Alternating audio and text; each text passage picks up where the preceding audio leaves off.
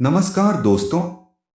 आज का विषय है भगवान श्री कृष्ण के द्वारा दिए गए शुद्ध विचार जो हर मनुष्य के लिए वरदान है। इस गीता उपदेश को अपने जीवन में अमल करें और लाभ उठाएं। गीता सनातन धर्म के लिए एक धरोहर है।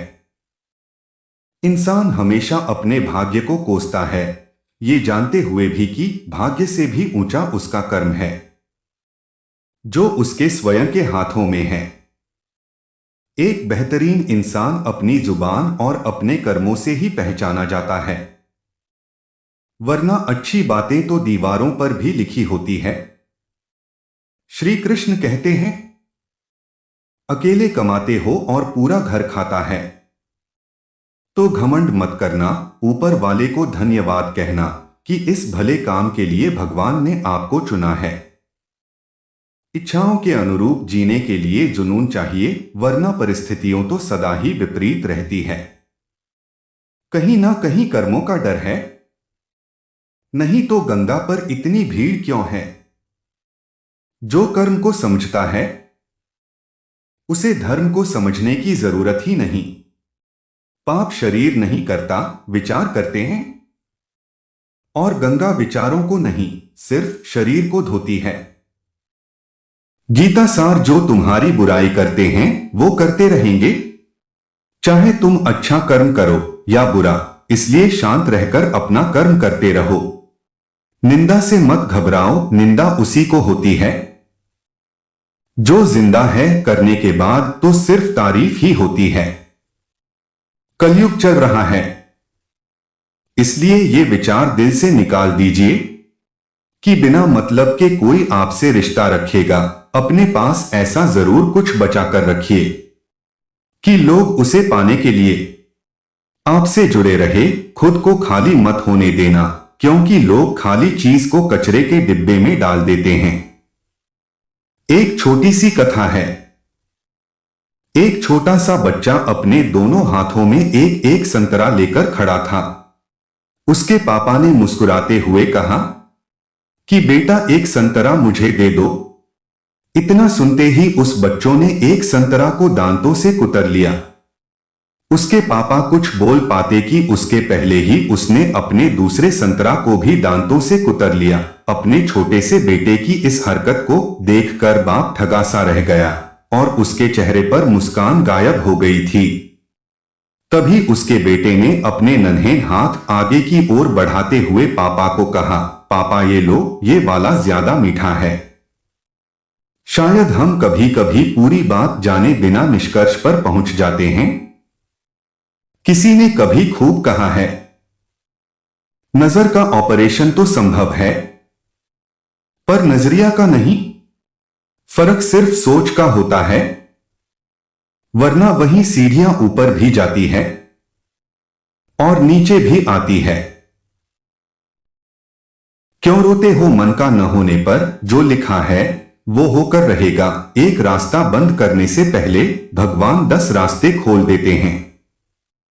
गर्मी के मौसम में पत्ते सूखने के बाद भी पंछी घोंसला कभी नहीं छोड़ते, क्योंकि वो भी जानते हैं कि फिर से बरसात आएगी और पेड़ पर नए पत्ते आएंगे। जो हुआ उसे भूलकर नई शुरुआत करो और याद रखो, जिसका कोई नहीं होता उसका भगवान होता है। जब कभी किसी महिला के साथ अत्याचार होता है या जब किसी निर्दोष की हत्या होती है, लूटपाट होती है, तब कोई भी भगवान पीड़ित व्यक्ति को बचाने नहीं आता। इसी कारण से कई लोगों का भगवान पर से विश्वास उठ जाता है और वे नास्तिक बन जाता है। मगर आपको जानना चाहिए कि ऐसा क्यों होता है। जब श्री कृष्ण ने द्रौपदी को बचाया था तो आज की नारी को क्यों नहीं। कृष्ण ने बार बार किसी की इज्जत नहीं बचाई। यह संदेश है कि भगवान हर किसी को और हर बार नहीं बचाते। वास्तव में आज के लोगों के मुकाबले पहले के युगों में लोग बहुत मजबूत थे तथा उसकी धारणा भी उतने ही प्रचंड थी। भगवान कहते हैं, मैं तुम्हें लड़ने की ताकत देता हूं, लड़ना तुम्हें खुद ही सीखना होगा। मैं चाहूं तो तुम्हें क्या इस पूरी दुनिया के हर व्यक्ति को जीवन भर हर मुसीबत से बचाता रहूं। पर क्या इससे तुम हालात से लड़ने के लिए खुद को मजबूत बनोगे?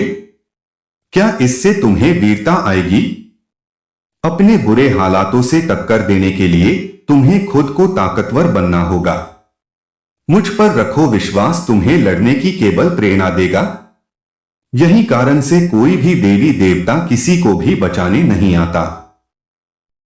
तुलसी वृक्ष न जानिए, गाय न जानिए, ढौर माता पिता मनुष्य न जानिए, ये तीनों नंद किशोर यानी तुलसी को कभी वृक्ष ना समझे, गाय को कभी पशु ना समझना चाहिए, माता पिता को कभी मात्र मनुष्य ना समझे, क्योंकि ये तीनों साक्षात ब्रह्मा का रूप है। श्री कृष्ण कहते हैं कि मनुष्य से यह बहुत बड़ी भूल होती है कि वह मिली हुई वस्तु को तो अपनी मान लेता है, पर जहां से वह मिली है उस तरफ उसकी दृष्टि जाती ही नहीं। वह मिली हुई वस्तु को तो देखता है, पर देने वाला को देखता ही नहीं, कार्य को तो देखता है, पर जिसकी शक्ति से कार्य हुआ उस कारण को देखता ही नहीं। वास्तव में वास्तु अपनी नहीं है, प्रत्युत देने वाला अपना है। श्री कृष्ण कहते हैं, जीवन के दुखद और अपरिवर्तनशील पड़ाव को पार करने का एक ही मार्ग है, अपने धैर्य का अनंत विस्तार कर लो। श्री कृष्ण कहते हैं, किसी पर भी अटूट विश्वास नहीं करना चाहिए, क्योंकि चीनी और नमक का रंग सदैव एक जैसा ही होता है। सत्य की भूख सभी को लगती है, लेकिन जब सत्य भरोसा जाता है तो बहुत कम लोगों को इसका स्वाद अच्छा लगता है। श्री कृष्ण कहते हैं, सिर्फ दिखावे के लिए अच्छा मत बनो, क्योंकि तुम्हें परमात्मा बाहर से नहीं बल्कि भीतर से भी जानता है। अच्छा दिल और अच्छा स्वभाव दोनों आवश्यक है। अच्छे दिल से कई रिश्ते बनेंगे और अच्छे स्वभाव से वो जीवन भर टिकेंगे। जय श्री कृष्णा। हमेशा याद रहे कि ईश्वर के सिवा आपके आंसू, दर्द और दुख को कोई नहीं समझ सकता। अगर तुमसे कोई कुछ मांगे तो दे दिया करो, शुक्र करो कि परमात्मा तुम्हें देने वालों में रखा है, मांगने वालों में नहीं।